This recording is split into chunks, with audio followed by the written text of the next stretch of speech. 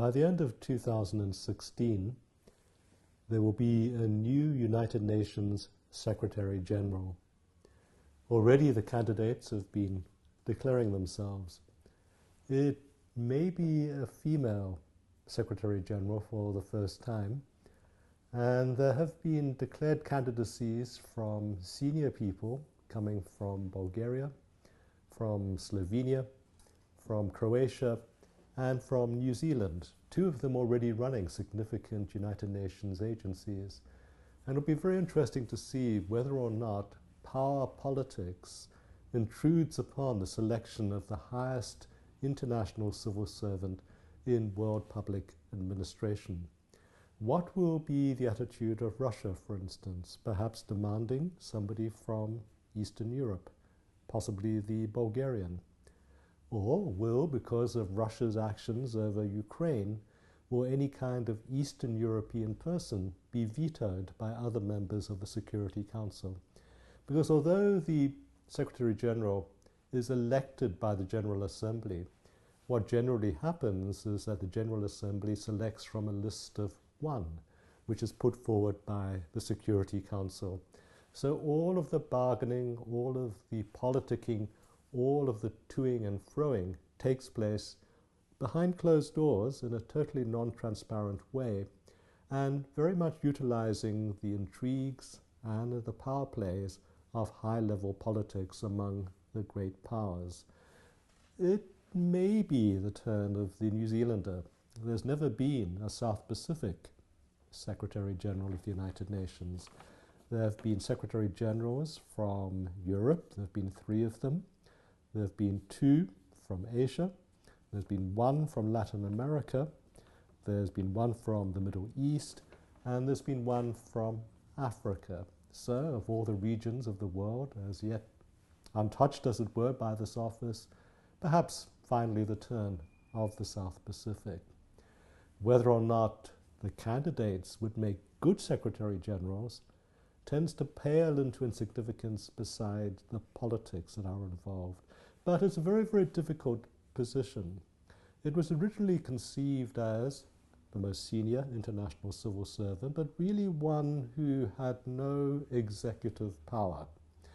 Really one who used his or her good offices to negotiate, to mediate, to try to broker deals among the world's great powers and among other powers to try to address world problems, but not to take unilateral, not to take executive action. Somebody who was not able to be a world president, for instance. And it was really the second Secretary General, Dag Hammarskjöld, who was assassinated over Zambia as he was doing shuttle diplomacy to try to address the crisis in the Congo in the early 1960s. It was really Dag Hammarskjöld who broke the mold. It was he who inserted the first peacekeeping force, for instance, in the Middle East, in the Sinai Peninsula, without reference to the Security Council. And it may be that because he was becoming too much of an executive figure, too much of a world figure, a world player in his own right, that the mysterious assassination took place. To this day, we still don't know who detonated the bomb on board his aeroplane. We do know that he was so admired by so many states and statesmen around the world that the Zambians, for instance, and you can only really see this from the air, have planted a mile of Swedish pines all around a memorial they've built for him near the northern town of Ndola in Zambia. Probably the second most conspicuous, activist and daring Secretary General, although it didn't seem that he would become such when he was appointed, was Kofi Annan from Ghana. In his quiet way, in his very, very diplomatic way, he probably galvanized as much of the machinery of the United Nations, as much of the possible agreements that could be garnered from the great powers in the United Nations to try to further various causes to do with world peace. And he has remained very, very active in diplomacy to this day. The problem, however, with the United Nations is not one that any single Secretary General, male or female, can address by himself or herself. you have added issues looming on the agenda about the Security Council, for instance. Can the world anymore be sustained by a concert of the great powers that emerged from World War II? What about the claims of Africa? What about the claims of the Middle East? Should not the Security Council be enlarged? But if it is enlarged, and the new members also have veto powers, to what extent will a small, tight concert, which often finds agreement extremely difficult, become unwieldy and act like any other inconclusive committee? So the question of who sits at the top table within the United Nations still needs to be addressed.